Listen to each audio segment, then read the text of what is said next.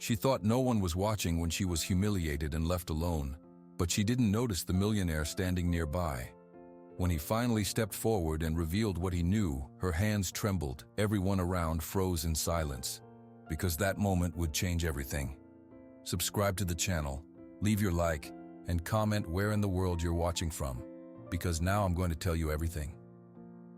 The phone rang in her small, hot apartment. Maya's heart jumped. It was always the hospital. "Miss Cruz?" a woman's voice said. "This is about your mother, Rosa Cruz. The payment for this month's treatment was due 2 days ago." Maya closed her eyes. "I know. I'm sorry. I will have it soon." "The new medicine she needs," the voice continued, not unkindly. "It is very expensive. Without the payment, we cannot start it. I am very sorry." Maya's throat felt tight. "How much?" "For the new medicine." The woman on the phone told her a number. It was more money than Maya made in 4 months of cleaning houses.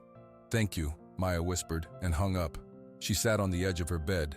The apartment in Little Havana was quiet and small. Pictures of her mother, Rosa, and her father, Carlos, smiled from the dresser. Her father's smile was from a long time ago. She counted the floor tiles between her bed and the door. 1, 2, 3, 4, 5. She got dressed in her light blue cleaning uniform. She packed a small lunch. She walked to the bus stop under the bright Miami sun. The bus ride to Coral Gables was long. Maya watched the city pass by. She saw shiny buildings and nice cars. She thought about her mother in the hospital bed. Her mother was getting thinner. Her mother's hands, which used to sew beautiful dresses, now looked so weak. Maya got off the bus. She walked to the big iron gates of the house. She typed the code. The gates opened slowly. The Hawthorne house was not a house. It was a palace of white stone and big windows. It was always very quiet. Mr. Alistair Hawthorne lived there alone. Maya cleaned for him once a week.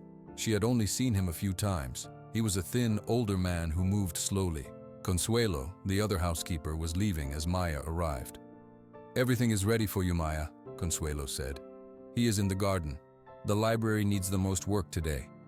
"Thank you, Consuelo," Maya said. "How is your mother?" Consuelo asked softly. Maya just shook her head. She could not say the words. Consuelo patted her arm. "I will pray for her." Maya got her cleaning cart. She started in the big kitchen. She wiped the counters that were already clean. She mopped the floor. Her mind was not on the work. Her mind was on the number from the phone call, the number for the medicine. She pushed her cart to the library. This room was huge. The walls were covered with dark wood and books. A big desk sat near the window. The air smelled like old paper and lemon polish. Maya dusted the bookshelves. She vacuumed the big rug. She polished the big wooden desk. She was careful not to move the papers on it. She saw a framed photo of a young woman. She saw a fancy watch that did not move. The hands were stuck on the same time. As she cleaned near the desk, she saw it. A small wooden box. It was open. Inside the box, there was money. Lots of money. Piles of cash held with paper bands. Maya stopped moving. Her cloth was in her hand, frozen in the air. She looked at the money. She thought of the number from the hospital. She thought of her mother's face. Her breath came fast. She looked around the huge, silent room. She was completely alone. Her hands began to shake. The money was right there. More cash than Maya had ever seen in one place. The hospital's number echoed in her head. The medicine her mother needed had a price. This box held the answer. Her hand reached out. It moved without her telling it to move. Her fingers touched the smooth, cool paper of the bills. "No," she whispered to herself. She pulled her hand back. "You are not a thief." But the image of her mother's tired smile filled her mind. The sound of the hospital woman's voice. Asterisk. "We cannot start it. Just one," she breathed. "Just enough for the medicine. Just for now." She looked over her shoulder. The library was empty. The big house was silent. She listened. Only the quiet hum of the air conditioner. Her heart was beating so hard it hurt her chest. Her fingers shook as they went back to the box. She did not grab a whole pile. She carefully pulled 2 bills from the middle of one stack, then 2 more from another. She did not look at their numbers. She just folded them, small and tight. The folded money felt like fire in her hand. She pushed it deep into the pocket of her uniform. She closed the wooden box's lid. She wiped the top with her cloth like she was just cleaning it. She stepped away from the desk. A wave of hot shame washed over her. Her face burned. She was a bad person. She had stolen. She had taken what was not hers. "But Mom," she said to the empty room. Her voice was a tiny, broken thing. She had to leave. Right now. She put her cleaning cloth and spray bottle on her cart.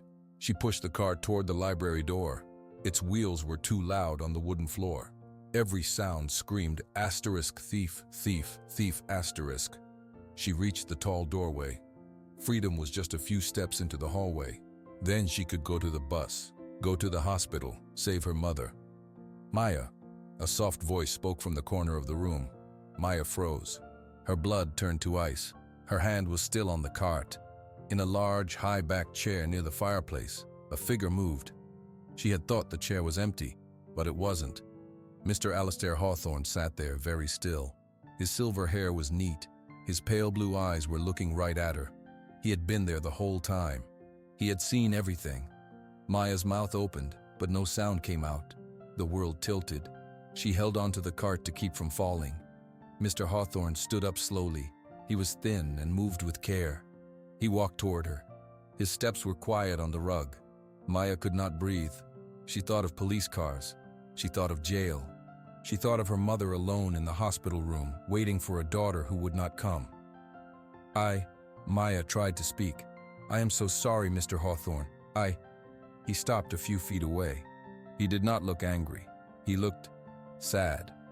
"The box on the desk," he said. His voice was gentle, like a quiet teacher. "You took something from it." It was not a question. Maya could only nod. Tears filled her eyes and spilled down her cheeks. She fumbled in her pocket. She pulled out the 4 folded bills. Her hand shook as she held them out to him. "Here, please. I am sorry. I will give it back."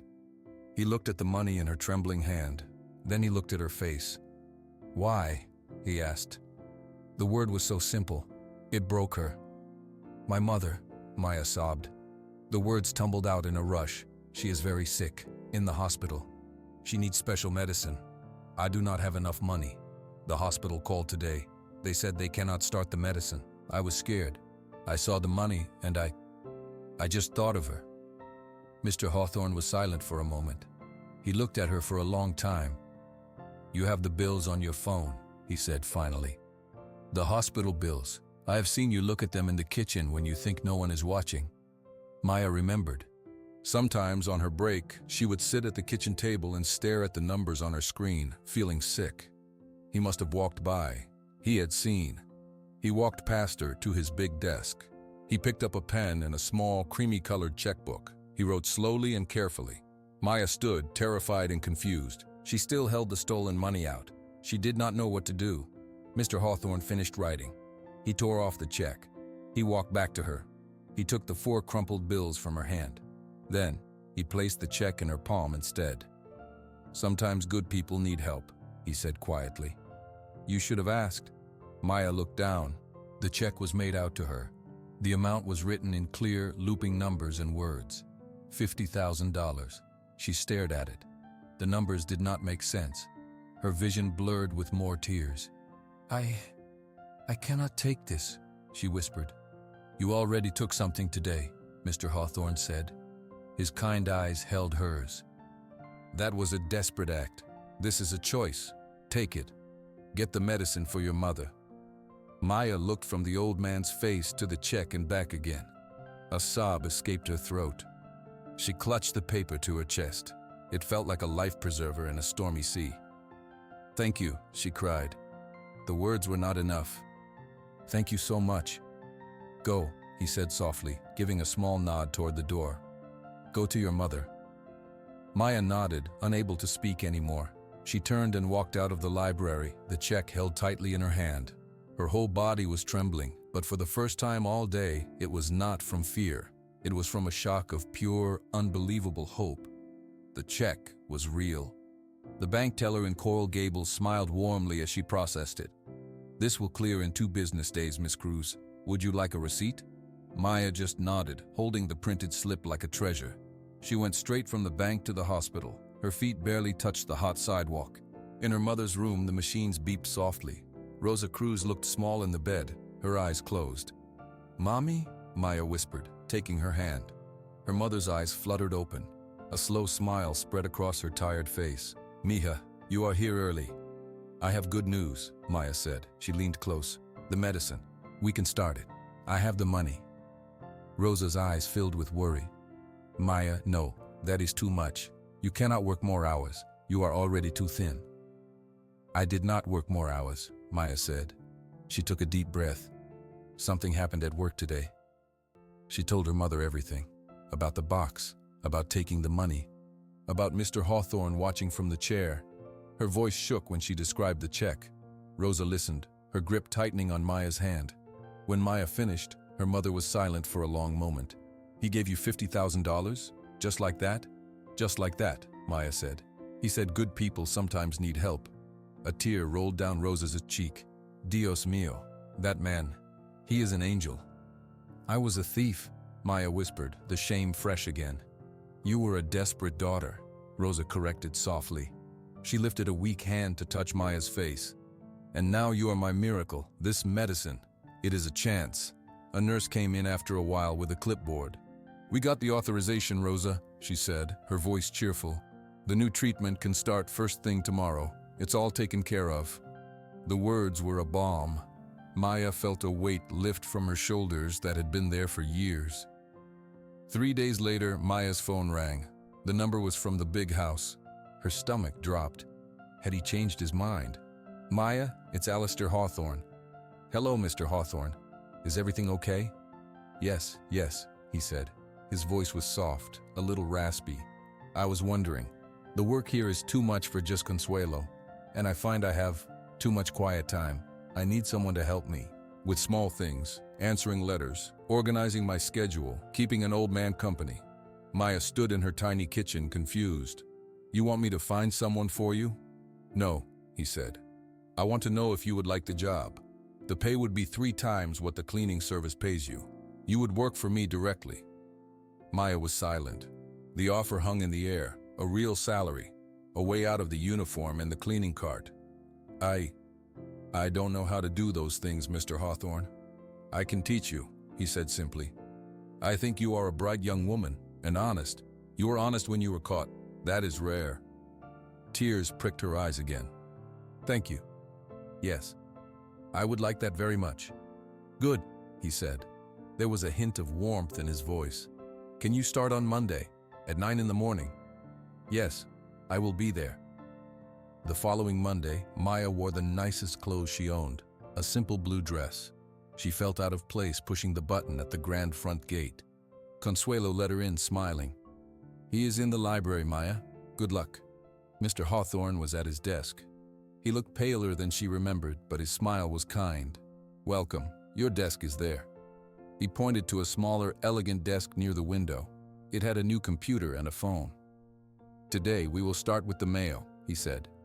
They worked for an hour. He showed her how he liked his letters sorted.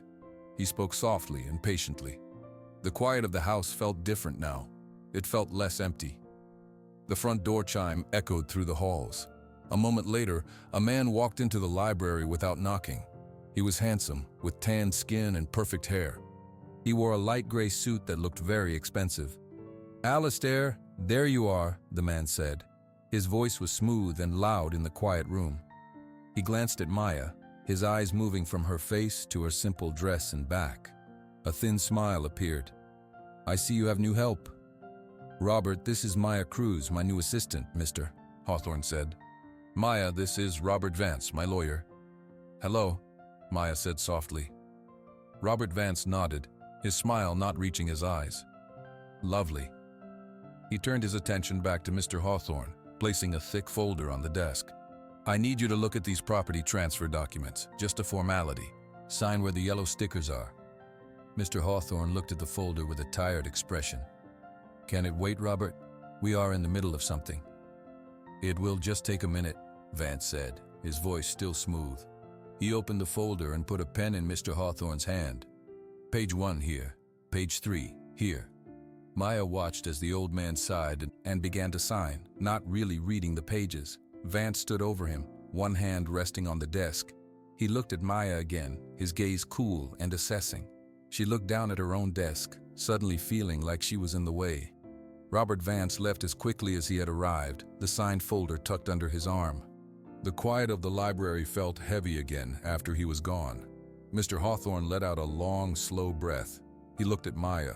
"Do not mind Robert. He is very efficient, but he can be a lot." Maya just nodded, unsure what to say. She went back to sorting the mail. Over the next few weeks, a new routine began. Maya arrived at 9 in the morning. She would make Mr. Hawthorne a cup of tea, green tea with a little honey, just how he liked it. She would open the curtains in the library to let the sun in. She learned how to manage his calendar, which was mostly empty except for doctor's appointments. They talked while they worked. He asked about her mother. "The new medicine is helping," Maya told him one morning, a real smile on her face. "She has more color. She even joked with the nurse yesterday." "I am very glad to hear that," Mr. Hawthorne said. He meant it. He told her small things about himself. He liked to watch the birds at the feeder in the garden. He had traveled to many countries when he was younger. He never talked about family. One afternoon, he was quieter than usual. He stared out the window for a long time. "Are you feeling okay, Mr. Hawthorne?" Maya asked. He turned to her. His kind eyes were tired. "My doctor called today. We got the results from some new tests." Maya stopped typing. She waited. "The cancer," he said, saying the word carefully. "It is not getting better. There is not much more they can do." Maya's heart hurt for him. "I am so sorry." He gave a small shrug. "It is what it is. I am an old man, but it makes some things more urgent." He looked around the big, beautiful room. "All of this, it will need to go to someone." "You have a will?" Maya asked. "Oh yes. Robert handles all of that." He shifted in his chair, a flicker of discomfort on his face. "He is coming over later, in fact. More papers to sign." Robert Vance came over often. He always had papers. He always needed a signature right away. Maya started to notice things. Mr. Hawthorne would often just sign where the yellow stickers were without reading. He trusted his lawyer, but Maya did not trust him. One day, Vance's phone rang while he was waiting for Mr. Hawthorne to finish reading a paragraph. He stepped out into the hallway to take it, but he didn't close the library door all the way. Maya could hear his smooth voice. "Yes, everything is moving forward," Vance said, his tone low and confident. "The asset transfers are almost complete. Once the old man is gone, control of the holding company shifts seamlessly. It's all in the documents he's signing." Maya's fingers froze over her keyboard. She looked at Mr. Hawthorne, who was squinting at a page. He hadn't heard. A cold feeling settled in her stomach. Asterisk asset transfers. Control. Once the old man is gone. When Vance left, Maya gathered her courage. She brought Mr. Hawthorne his tea. "Mr. Hawthorne," she began, her voice hesitant. "Those papers you signed for Mr. Vance. Do you read all of them?" He took the cup from her. "Robert summarizes them for me. My eyes get tired these days." "But," Maya searched for the right words. What if he makes a mistake? What if he puts something in there that is not right for you?" Mr. Hawthorne looked at her over the rim of his cup. He smiled his gentle, sad smile. "Robert has been my lawyer for 10 years. He knows my affairs better than I do. Do not worry your kind heart, Maya. It is all very boring legal work." He patted her hand. The subject was closed. But Maya did worry. She thought about the phone call. Asterisk asset transfers. Control. The words played in her head. She watched Mr. Vance more closely after that. She saw the way his cold eyes scanned the room, like he was already counting the value of everything in it. She saw the way his thin smile never seemed to be for Mr. Hawthorne, but for the papers he got him to sign. Mr. Hawthorne was a lonely, sick man. Robert Vance was a man in a hurry, and Maya was the only one in the big quiet house who saw it. The cold feeling in Maya's stomach did not go away. It grew. Every time Robert Vance's sleek car pulled up the driveway, she felt a twist of dread. A few days later, she was in the kitchen making tea when she heard voices in the foyer. Vance had arrived early. She stayed by the counter, listening. "The trust documents are ready for signature today, Alistair," Vance was saying, his voice friendly but firm. "A necessary step. It protects the assets from excessive taxation." "If you say so, Robert," Mr. Hawthorne's weary voice replied. Let's just get it done. Of course, right this way. Maya waited a moment, then carried the tea tray to the library. The two men were at the main desk. Vance was pointing at a line on a document. Mr. Hawthorne was reaching for his pen. Your tea, Mr. Hawthorne, Maya said, her voice a little louder than necessary. He looked up, grateful for the interruption. Ah, thank you, Maya. Vance's smile was tight. If we could finish here first. It will get cold, Mr. Hawthorne said, taking the cup. He took a slow sip, ignoring the paper. Vance's eyes flickered to Maya with a flash of irritation before his smooth smile returned. She put the tray down and went to her desk, but she did not start working. She watched. As soon as the cup was empty, Vance slid the paper back. Here and here, Mr. Hawthorne signed. He did not read it. Later that afternoon, after Vance was gone, Mr. Hawthorne seemed quieter. He stared at the broken watch on his wrist. Is everything all right? Maya asked. He sighed. I am just thinking of the future. My future is short. Your future, Maya, and your mother's, that should be long and secure. We are okay, Maya said quickly. Because of you, the medicine is working. Good. That is good. He was silent for a moment. It is not enough, though. A one-time gift is not security. He looked at her, his pale eyes serious. I have been thinking. I am going to change my will. Maya blinked. Your will? The paper that says who gets what when I die, he explained gently. The current one. It leaves everything to charities and a few distant cousins I have never met. Robert set it up that way years ago, but things are different now. Maya's heart began to beat faster. She didn't like where this was going. I want to leave a part of it to you, Mr. Hawthorne said. A part that will make sure you and your mother never have to worry again, that you can have a good life. No, Maya said, standing up. Mr. Hawthorne, you cannot do that. You have already done too much. It is my choice, he said, his voice soft but final. I have no children. You have shown me more kindness in these past weeks than anyone has in years. You see me, not my money. Let me do this. But Mr. Vance, Maya said, the words tumbling out, he handles your will. What if he doesn't like that? Mr. Hawthorne's face hardened just a little. It is not for him to like or dislike. It is my wish. I will tell him to prepare the new documents. Maya wanted to argue more, to tell him about the phone call she overheard, about asset transfers and control. But the look on his face stopped her. He had made up his mind. The very next day, Robert Vance returned. He did not bring a folder. He just stood in the library, his hands in his pockets. Alistair, you called about the will? Yes, Robert. I want to make a change. I want to include Maya in it, a substantial portion. Vance was very still. His eyes moved to Maya, who was sitting at her desk, trying to look small. The look in his eyes was like ice. Maya, he said, the thin smile appearing. That is a generous thought. But are you sure? These arrangements are complex. There are tax implications. Perhaps a smaller gift would be more appropriate.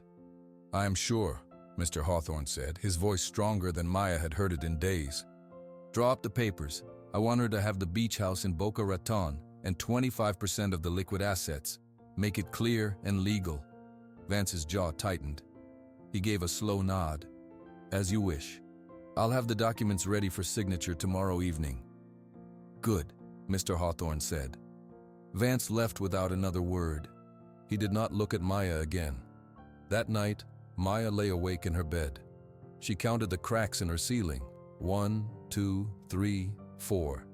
She thought about the beach house. She thought about 25%. It was a fortune. It was safety forever. But all she could see was Robert Vance's cold, angry eyes. He did not want this to happen, and he was a man who was used to getting what he wanted.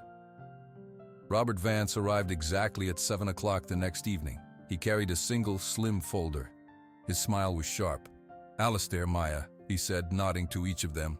The documents are ready. I must say, I advise against this. It complicates the estate significantly. Your advice is noted, Robert, Mr. Hawthorne said from his armchair. He looked tired but determined. Let's proceed. Vance opened the folder on the coffee table. He pointed to several flagged lines. This designates the property in Boca Raton.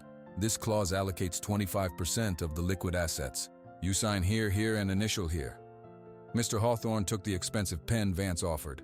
He looked at Maya, who was standing nervously by the fireplace. For your future, he said softly. He bent over the papers. The scratch of the pen was loud in the silent room. Asterisk scritch, scritch, scritch. He initialed the last spot. There, Mr. Hawthorne said, leaning back. He let out a breath, as if a great task was finished. Congratulations, Vance said flatly, gathering the papers. He didn't look at Maya. I'll file these with the court tomorrow. Suddenly, Mr. Hawthorne gasped. His hand flew to his chest. His face twisted in pain, turning a terrible gray. Mr. Hawthorne, Maya cried, rushing forward. He couldn't speak. He just gripped his shirt, his breath coming in short, awful rasps. Vance stood frozen for a second, the folder in his hands. Alistair, what is it? Call 911, Maya shouted, kneeling beside the chair. Now! Vance pulled out his phone, his movements suddenly quick and efficient. He spoke to the dispatcher, his voice calm and clear, giving the address. Maya held Mr. Hawthorne's hand. It was cold. It's okay. Help is coming. Just hold on. His pale blue eyes were wide with fear. He tried to say something, but only a choked sound came out. The sirens came fast. Soon the room was full of people in uniforms. Two paramedics gently moved Maya aside. They put an oxygen mask on Mr. Hawthorne's face. They lifted him onto a stretcher. I'm going with him, Maya said, her voice shaking. Family? One paramedic asked. Yes, she said, without hesitation. Vance stepped forward. I'll follow in my car. The ambulance ride was a blur of lights and sound. Maya held Mr. Hawthorne's hand the whole way. His eyes were closed now. At the hospital in Coral Gables, they rushed him through big swinging doors. A nurse stopped Maya. You need to wait here, miss. Maya stood in the bright, sterile hallway. She counted the ceiling tiles. 1, 2, 3, 4, 5. She lost count. Robert Vance arrived a few minutes later. He stood a few feet away from her, his face unreadable. A doctor came out after a long time. He looked at both of them. Are you family from Mr. Hawthorne? I'm his lawyer, Vance said, stepping forward. What's his status? He's stabilized, but it's very serious. We've moved him to the ICU. Only family can visit, and only for a few minutes. Vance turned his cold eyes on Maya. A challenge. I'm his assistant, Maya said, her heart pounding. He has no other family. Please. The doctor looked at her desperate face. A few minutes. Room 412. Maya pushed through the door.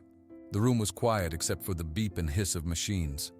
Mr. Hawthorne looked so small in the bed, tubes everywhere. His eyes were open, just slits. Mr. Hawthorne? She whispered, taking his hand. His fingers moved weakly. He tried to speak. The sound was a dry rustle. Maya leaned close, her ear near his mouth. The library, he breathed, each word a struggle. The safe. Behind the Dante book. Red one. A letter. For you. He swallowed hard, gathering the last of his strength. Get it, before Vance does. He fell back against the pillow, his eyes closing. The machine kept beeping, but Maya felt a terrible chill. The door opened. A nurse came in, her face gentle. I'm sorry, miss. You need to go now. He needs to rest. Maya nodded, numb. She walked out of the room. Robert Vance was waiting in the hallway, watching her carefully. What did he say? Vance asked, his voice too casual. Nothing, Maya whispered, her mind racing. He's just sleeping. But she knew. She had to get to the library. Now. Maya walked away from the ICU doors on legs that felt like water. Robert Vance was still there, watching her. You should go home, Maya, he said, his smooth voice cutting through the hospital quiet. It's been a long night. I'll stay here in case there are any legal developments. Legal developments. The words made her skin crawl. He was waiting for Mr. Hawthorne to die. Okay, she mumbled, not meeting his eyes. She turned and walked quickly down the hallway, around the corner, and out the automatic doors into the warm night air. Once outside, she ran. Her low heels clicked on the pavement as she hurried to the taxi stand. Asterisk, get it before Vance does. The words pounded in her head with every step. She slid into the back of a yellow cab. Coral Gables, please. The big house on Sevilla Avenue. Fast. The driver nodded and pulled away from the curb. Maya stared out the window, her hands clenched in her lap. The city lights blurred. She thought of Mr. Hawthorne's gray face, his whispered words. Asterisk behind the Dante book. Red one. She knew the book. A large old red leather book on the highest shelf. The Divine Comedy. He had pointed it out to her once. Her phone buzzed in her purse. She fumbled for it. It was a number from the hospital. Her throat closed. Hello?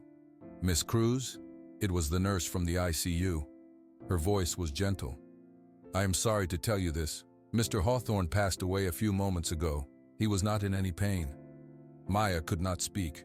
A loud, silent scream filled her head. Miss Cruz, are you there? Yes, she whispered. Thank you for calling. She hung up. She put her face in her hands. The kind, sad, lonely old man was gone. He had died alone, surrounded by machines, with no family, just her, and Robert Vance in the hallway. The thought of Vance snapped her out of her grief. He didn't know Mr. Hawthorne was gone yet, but he would know soon. He would go straight to the house. She had to be faster. Can you go any faster? She asked the driver, her voice tight. Doing my best, lady, he said. Every red light felt like forever. She counted the seconds at each stop. 20, 21, 22. Finally, the taxi turned onto the familiar tree-lined street. The Hawthorne mansion stood at the end, dark except for one light on the first floor. In the library. Her heart sank. Asterisk. He was already here. Stop here, please, she said, handing the driver cash. She didn't wait for change. She slipped through the front gate, which was slightly open. She moved quietly up the driveway, her shoes on the gravel sounding too loud. The front door was also open a crack. She could hear noises inside. Thumps, the sound of papers scattering. Maya crept inside, into the grand foyer. The library doors were open. Light spilled out. She saw a shadow move across the wall inside, a tall, angry shadow throwing things. Robert Vance was tearing the room apart. Books lay on the floor. Desk drawers were pulled out and emptied. He was muttering to himself. A safe, he said, a safe. Where is it, you old fool? Maya pressed herself against the wall in the dark hallway. Her breath was shallow. The safe was behind the Dante book on the highest shelf. Vance hadn't looked there yet. He was focused on the lower shelves in the desk. She watched as he yanked another row of books off a shelf. He cursed. He pulled out his phone, his back to the door. Yes, it's me, he said into the phone, his voice low and angry. He's gone. Just got the call from the hospital. The new will is a problem, but it's the only copy. I'm at the house now. There's something else. The old man whispered something to the girl about a letter. I need to find it first. If it's what I think, it could complicate everything. Maya's blood ran cold. He knew about the letter. Vance listened for a moment. No, she's just a scared cleaning girl. She's probably crying at home. I'll handle it. Just be ready to file the prior will first thing tomorrow. He ended the call and threw his phone on the desk. He ran a hand through his perfect hair, frustrated. Then he turned and stormed out of the library, heading toward Mr. Hawthorne's private study down the hall. This was her chance. The moment his footsteps faded, Maya ran into the library. She went straight to the tall shelf. She looked up. There it was, the thick red leather book, high up. She dragged the rolling library ladder over, climbed it, and pulled the heavy book out.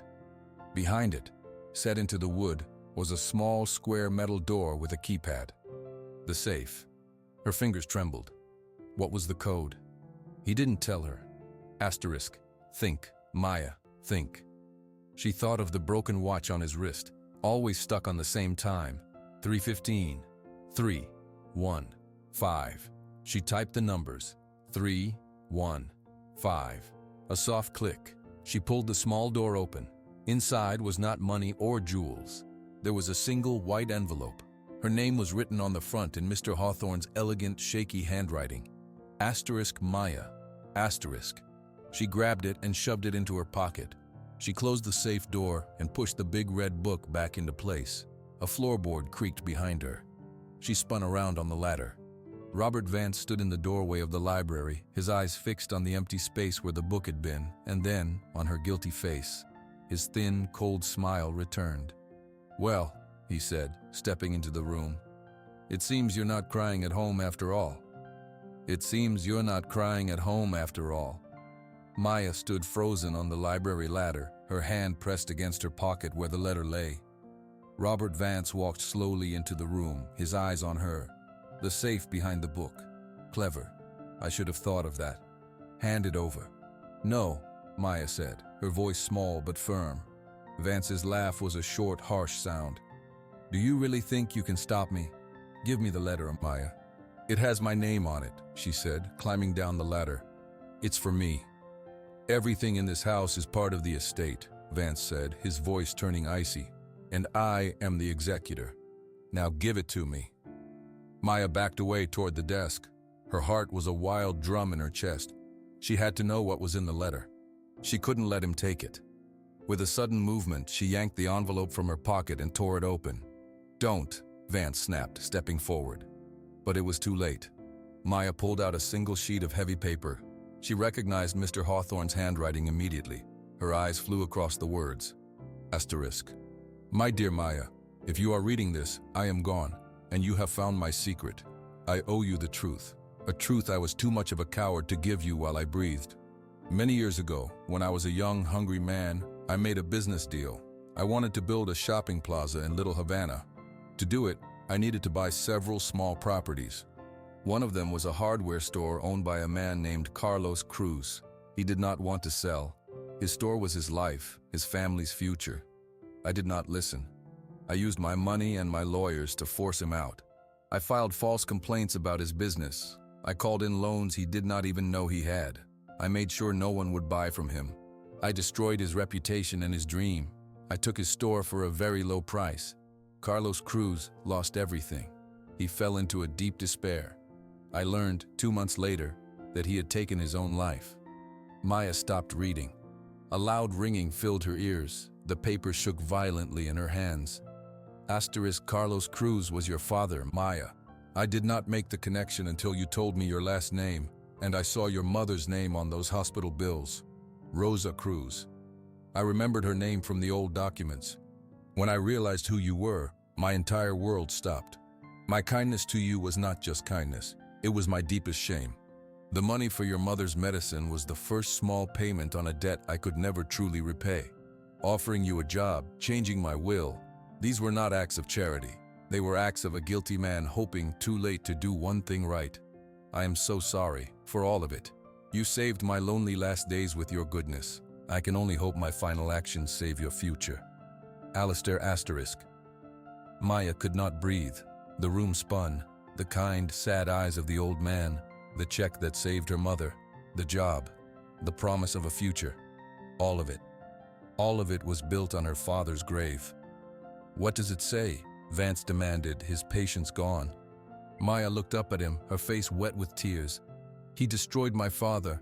He made my father kill himself. That's why he helped me. It was all guilt. A slow, real smile spread across Robert Vance's face. It was a smile of pure relief. Is that all? I thought it might be something damaging, a confession about his business, about you. But this is just sentimental nonsense. Nonsense, Maya whispered, the word choking her. He felt bad. So what? Vance shrugged, straightening his suit jacket. It doesn't change the facts. The new will he signed tonight is one document. But I have a prior will, Maya. A will he signed 6 months ago. That will leaves everything to a trust that I control. The law is clear. The most recent valid will is the one that counts. And thanks to a small technical error I made sure was in tonight's documents, it is not valid. He took a step closer, enjoying the look of dawning horror on her face. The old will stands. I control all of it. The house, the money, the beach house, everything. You get nothing.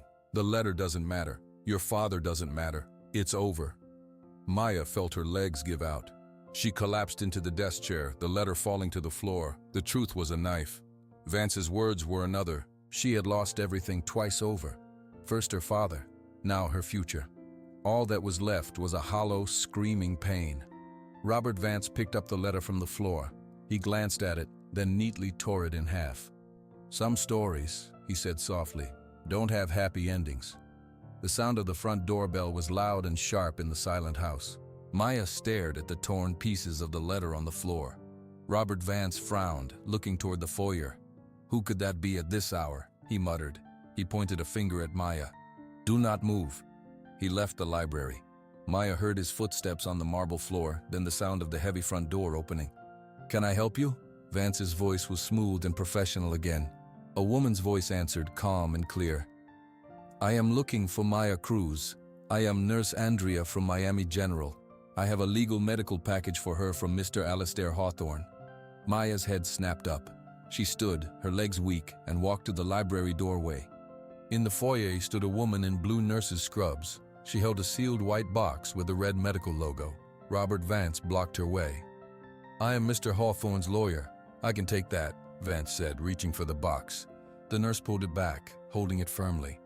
"I'm sorry, sir. My instructions are very specific. This package is only for Maya Cruz. I need to see her identification. I need to deliver it into her hands only. It was Mr. Hawthorne's final request, legally documented with the hospital." Vance's smile was tight. "This is highly irregular. I am in charge of his affairs." "Then you will understand the importance of following a client's last legal request," the nurse said, not backing down. She looked past him and saw Maya. "Are you Maya Cruz?" "Yes," Maya said, her voice a whisper. Nurse Andrea walked around Vance and came to Maya. She held out the box. "This is for you. Mr. Hawthorne arranged this 3 days ago. He said it was very important you get it." With trembling hands, Maya took the box. It was not heavy. She broke the seal and opened it. Inside was a small, slim digital video player. "What is this?" Vance demanded, coming closer. Maya pressed the play button. The small screen lit up. The face of Alastair Hawthorne appeared. He was sitting in his library chair, looking directly into the camera. He looked tired, but his eyes were clear. His voice came out of the speaker, soft but strong. "Hello, Maya. If you are watching this, I have passed, and you have the letter. You now know my terrible truth. I hope you can find a way to forgive me. But this video is not about the past. It is about the present, and a man named Robert Vance." On the screen, Mr. Hawthorne took a slow breath. "Robert, I know you may watch this too. I have been ill, not blind. I have seen you maneuver. I have signed papers I should not have signed. I changed my will tonight to include Maya to try and fix one wrong with a right. But I know you. You will have a plan to undo it." In the foyer, Robert Vance's face was pale, his eyes locked on the small screen. "So, here's my final move," the recorded Mr. Hawthorne continued. "This video statement is legally witnessed and notarized. It states my clear and final wish. Maya Cruz is my true heir. The will signed tonight is valid. Any prior will is revoked. I also state that my lawyer, Robert Vance, has acted against my interests. He has pressured me to sign documents I did not understand. He has spoken of gaining control of my assets after my death. I believe he intends to steal my estate from Maya." "Turn that off," Vance snarled, lunging for the video player. Maya jumped back, holding it close. The nurse, Andrea, stepped between them. "I have already called the police, Mr. Vance," the nurse said firmly. "They are on their way. The hospital's legal department is also aware. This is a protected medical transfer." On the video, Mr. Hawthorne gave a small, sad smile. "Maya, I am sorry for all of it. The pain I caused your family, the confusion this will bring you. But you are a good person. You deserve a good life. This is yours. Do not let him take it from you." The screen went dark. For a moment, there was only silence in the grand foyer. Then, the distant sound of police sirens cut through the night, growing louder. Robert Vance looked from Maya's shocked face to the nurse's determined one. The smooth, confident lawyer was gone. In his place was a man who had been outsmarted, his hands clenched into fists, but there was nothing to hit. 2 police officers appeared at the open front door. "We received a call about a dispute and a possible attempted theft from an estate." Nurse Andrea stepped forward. "Officers, I can explain. This is Maya Cruz, the legal heir. This is Robert Vance, the lawyer. We have a legally binding video statement from the deceased, Alastair Hawthorne, alleging fraud and attempted theft by Mr. Vance. I have a copy of the file for you." One officer took the file from the nurse. The other looked at Vance. "Sir, we're going to need you to come with us to answer some questions." Vance found his voice, but it was strained. "This is a misunderstanding. There is a prior will, which has been legally revoked on this video," the nurse said calmly. The officer nodded to Vance. "Let's go downtown and sort this out. Peacefully, please." Robert Vance straightened his tie, his cold eyes locking on Maya one last time, but the fight was gone. He walked out with the officers, leaving Maya alone in the quiet foyer with the nurse. "Are you all right?" Nurse Andrea asked gently. Maya looked down at the video player in her hand, then at the torn letter on the library floor. She wasn't sure what she was. The man who saved her mother had destroyed her father. The man who tried to steal from her was going to jail. She had won, but it felt like ashes. "Thank you," she managed to say to the nurse. "It's what he wanted," the nurse said softly. She gave Maya's arm a brief, comforting squeeze and then left. Maya walked slowly back into the library. She picked up the two halves of the letter from the floor. She picked up the small wooden box that had started it all. Inside, she saw the check. The first check for $50,000. The check that saved her mother. She held the check in one hand and the torn letter in the other. The beginning and the end of Alistair Hawthorne's apology. The check and the torn letter sat on Maya's kitchen table for a week. The police had called. Robert Vance was arrested. The lawyer said the video was very strong. The fortune, the house, everything was now legally hers. Her mother, Rosa, was home. The new medicine was working. Color was back in her cheeks. She moved slowly around their small apartment, touching the curtains, smiling at the sunlight. "This changes everything, Mija," Rosa said one morning, sitting across from Maya at the table. She looked at the check under its glass. A safe home, the best doctors, no more fear. Maya nodded. She was stirring her coffee, watching the liquid swirl. "He ruined Papi." Rosa's smile faded. She reached out and covered Maya's hand with her own. "I know what the letter said. I have thought of nothing else. Your father, he was a proud man. What that man did broke him." "It is true." "Then how can we take his money?" Maya asked, her voice hollow. "It feels like blood money." Rosa was silent for a long time. "Your father was also a forgiving man. He would not want us to suffer forever for his pain. This money, it came from a bad place, but you turned it into medicine, into life. That is not nothing, Maya." "I don't know what to do," Maya whispered. "You do not have to decide today," Rosa said. But Maya felt the decision pressing on her. It was in the silence of the big house waiting for her. It was in the lawyer's emails about managing the estate. A few days later, Maya went back to the mansion in Coral Gables. It felt different. It was hers. The thought made her sick. Consuelo was there cleaning. She looked up, her eyes worried. "Maya, I heard what happened. That lawyer, and Mr. Hawthorne. I am so sorry." "Thank you, Consuelo," Maya said. "The lawyers say you own this place now," Consuelo said, wringing her dusting cloth. Will you sell it?" Maya looked around the grand foyer. She thought of her father's small hardware store, crushed to make room for a shopping plaza. "I don't know." "If you do," Consuelo said softly. "My sister, she needs a job. She is a very good cook. I just thought I would ask." The simple request hit Maya hard. This wasn't just about her and her father. This money, this house, it was about people. Consuelo, her sister, the gardeners, all the people Mr. Hawthorne's world touched. Maya walked into the library. The room was neat again, but she could still see the ghost of Robert Vance tearing it apart. She saw the chair where Mr. Hawthorne had watched her steal. She saw the shelf with the red book. She sat at the big desk. In the top drawer, she found the broken watch. She held it in her palm. It was cold and heavy. Her phone buzzed. It was the lawyer handling the estate, a nice woman named Miss Thompson. "Maya, we need to discuss the transition. You have decisions to make about the properties, the staff. There's also the matter of Mr. Hawthorne's charitable foundation. He gave millions every year to a food bank in Little Havana." Maya's breath caught. "In Little Havana?" "Yes, for over 20 years. It was his largest charity. 20 years. Since around the time her father died, a food bank in the same neighborhood he had helped destroy. It wasn't enough. It could never be enough. But it was something. An old man living with his guilt, trying to feed the people he had hurt."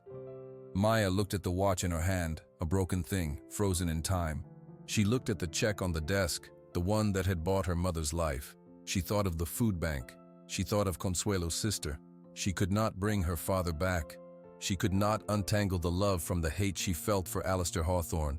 The money was stained, but her mother was alive. And maybe the money did not have to be an ending. Maybe it could be a tool. "Miss Thompson," Maya said, her voice finding a new strength. "I want to meet with the people at the food bank, and I have some ideas about the staff here.